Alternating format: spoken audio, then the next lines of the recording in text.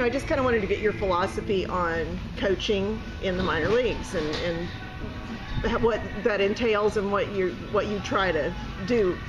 I think first of all, you have to care about the kids. That's the first thing. You honestly have to not only look at them as ball players, but kind of see them as part of your family, because you're going to be with them for a while. I've been around some guys for 4 and 5 years, before they reach the big leagues or before they are out of the game. So, but I think you honestly have to care, and you got to be honest to them. I don't think there's room for lying. And, you might cover up some things, but bottom line is you got to tell them the truth and make sure they understand that it's their career, it's their job, and they got to go out there and perform, and what entails is hard work. So I think those are the first few things that I think about a lot is make sure I care for the guys more than players, and kind of like more as individuals and people, and also not lying to them, being straightforward. I always tell them in my first meeting, my door is always open, and if you want to know what I think, come in and I'll let you know. You might not like it, you might love it, but you're going to respect it, and that's the way. That's the type of relationship I got with the players. Is I don't hold anything back for them, and they don't either. So, how do you juggle development versus winning? Because sometimes they don't go hand in hand. Well, I believe they do. There are times when you are going to let one of your prospects out there, especially a pitcher, to face a tough situation when you had another guy that might have been the answer, lefty on lefty, late in the game and whatnot.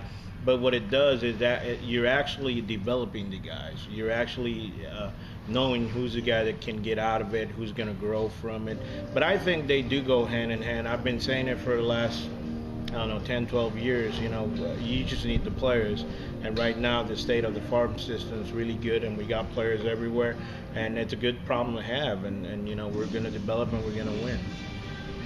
When I talked to you last year, we were talking about a couple of positions, and I think you called it a good mess because the front office is going to have to make some tough decisions. Yeah. It's even more so now, isn't it? Yeah, and it's a good problem to have. It's a good problem to have. I think we were lacking so much in pitching for the past couple of years, and then last year and this year, we're stacked with pitching everywhere. When you look at, the Jared Cozarts and the Fulton Nevics and, Buchanan, David Martinez, the type of years they're having, and then you put the guys that are down here, you put Brady Rogers, Rollins, Cruz, Hallett, all those guys, Ballou in the back end. That's a really good problem to have. But, it finds a way to fizzle out, and we got a lot of smart people up there in the office, and they know what they're doing, and this problem will be a good problem for the fans in Houston for the next 10 years. They got some guys coming, and they're coming in bunches. Yeah. How much fun is it to manage this team? Oh, it's awesome. I the one thing I said in spring training when I was looking at the names and the numbers and all that, and then having conversations with Stubby Clapp, who had most of these guys last year, first of all, I knew that they're winners because of what they did. Most of them did in Tri-City. And some of the guys that I had here last year, like Apple, and I knew the type of players they were. But once I saw them in spring training and I saw Tucker and those guys, I was really impressed. Now, when we came out here and they look at the park and you see the level of play down here, I think, I honestly, I told them we were going to win 100 games early in the year, and I'm still holding them to it. But, it's just fun. It's fun coming to the park. We're in the park, 11 o'clock in the morning for a 7 o'clock game. You got guys in the clubhouse. It's kind of like the same deal we had here last year. It's great chemistry.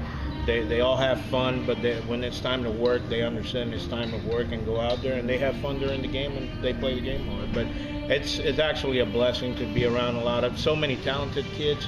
I told them the other day that I compare it a lot to the Fall League.